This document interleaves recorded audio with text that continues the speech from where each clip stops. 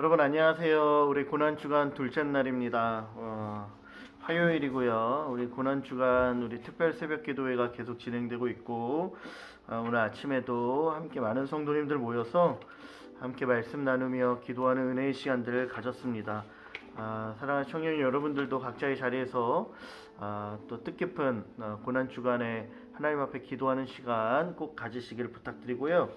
우리 담다 우리 성경 필사 프로젝트 여러분들 오늘 둘째 날입니다. 둘째 날은 고린도후서 5장 말씀을 필사하는 거예요. 여러분들 저는 예배 마치고 내려와서 필사를 마쳤습니다. 고린도후서 5장에 관한 말씀을 짧게 여러분들과 함께 나누도록 하겠습니다. 여러분들 고린도 교회에 편지를 쓴 사람도 여러분들 사도 바울입니다. 사도 바울이 교회에 편지를 쓰면서 그 교회가 가지고 있는 당면한 여러 가지 어려움들을 이 글로 편지로 해결해주고 또 권면하는 내용들 그런 목적으로 편지를 썼습니다. 고린도 교회에 여러 가지 분열과 갈등들이 있는데 그런 문제들을 사도 바울이 편지하면서 교회가 교회될 수 있도록 바르게 세워나간 것이죠. 그런 가운데 고린도후서 5장 말씀은 엄청 중요한 말씀입니다. 복음의 내용이 담겨져 있고요. 우리가 믿는 이 복음의 내용이 우리에게 실제적으로 어떠한 영향을 미쳤는지를 우리 가운데 말씀으로 알려주고 있습니다.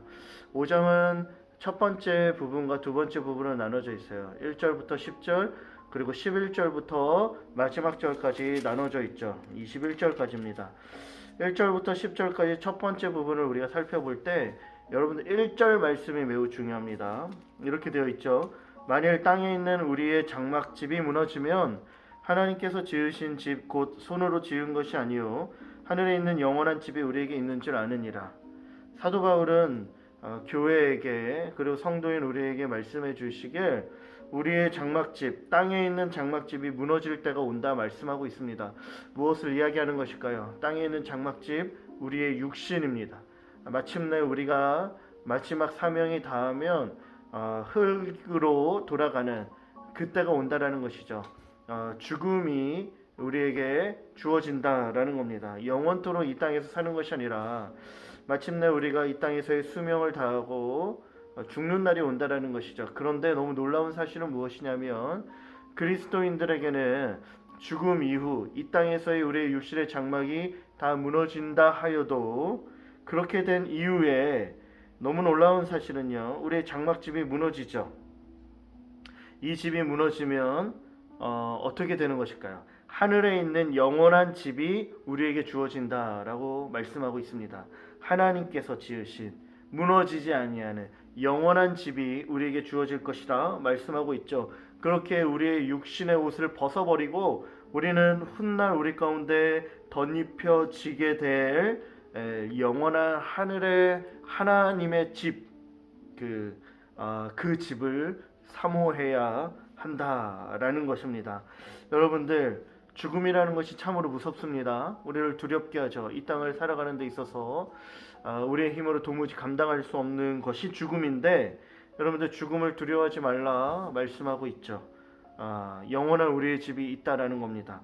그래서 4절 말씀에 보면 뭐라고 이야기하냐면 참으로 이 장막에 있는 우리가 짐진 것 같이 탄식하는 것을 벗고자 함이 아니요 오히려 덧입고자 함이니 여러분 중요한 말씀입니다. 죽을 것이 생명의 삼킨 바 되었다 말하고 있어요. 여러분 죽음이 도무지 우리의 힘으로 감당할 수 없으나 그 죽음이 여러분들 어떻게 해요? 생명으로 삼킨 바 된 거예요. 우리 안에 생명이 주어진 겁니다. 죽음이 우리 가운데 육신에서 이 땅 가운데서 우리가 마주하게 되지만 여러분들 생명이 그것을 삼켰다 얘기하며 영원한 하나님의 하늘의 집을 우리 가운데 약속하고 있다라는 것입니다.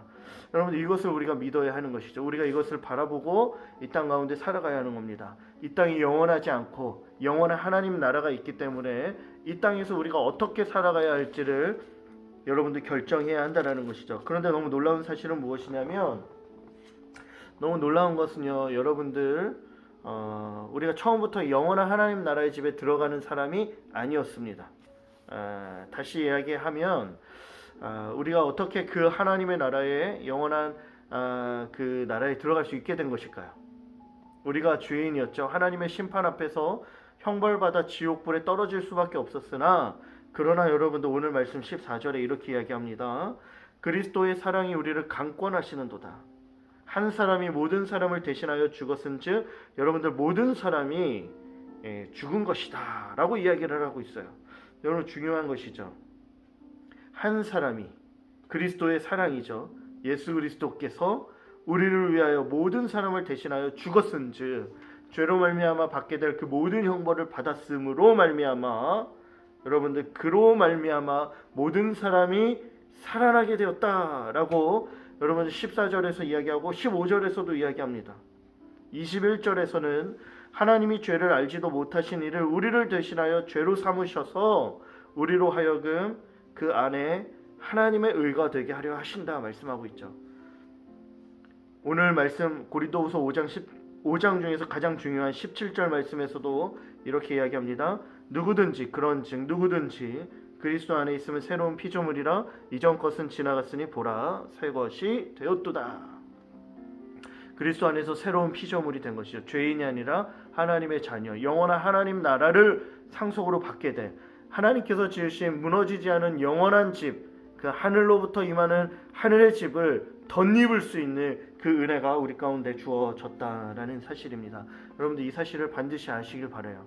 이 말씀을 필사하고 고난주간 예수 그리스도께서 십자가를 짊어지심으로 말미암아 우리에게 일어난 이 일들을 우리가 기쁨으로 받기를 소망합니다. 약속이에요. 주어진 것입니다. 더 나아가서 우리가 그러한 약속, 우리에게 주어진 이 은혜를 기억한다면 하나님께서 그런 우리에게 화목하게 하는 직분을 주셨다 말씀하고 있습니다. 아직 영원한 하나님 나라의 집에 들어가지 못하는 이들에게 우리가 그리스도를 대신하여 사신이 되어 그에게 나아가 복음을 전하고 영원한 하나님 나라를 이야기해 줘야 되는 거예요.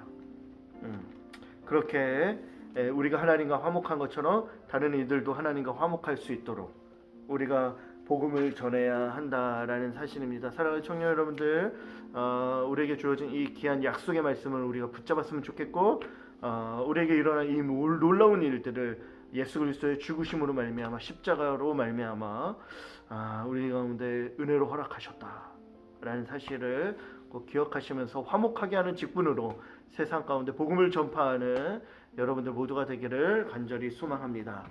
여러분들 우리가 필사를 하고 있죠. 필사 말씀을 어제 보내준 사람들이 있습니다. 유리미와 은선이, 찬혁이와 시은이, 준이가 보내줬는데 여러분들 사다리 타기로 한번 누가 당첨이 될지 한번 볼까요? 유리미입니다. 오! 야, 처음부터 당첨이 됐네요. 예. 자, 보시면 네, 오늘 당첨된 사람은 유림입니다. 유림이에게 약속한 대로 이렇게 상품권 보내드리도록 하겠습니다. 우리 여러분들 꼭 필사하시고요. 필사하신 분들 인증샷 찍어가지고 보내주신 분에 한해서 함께 또 이렇게 추첨하고 상품도 나눠드리고 그렇게 하도록 하겠습니다. 오늘 하루도 승리하세요. 안녕.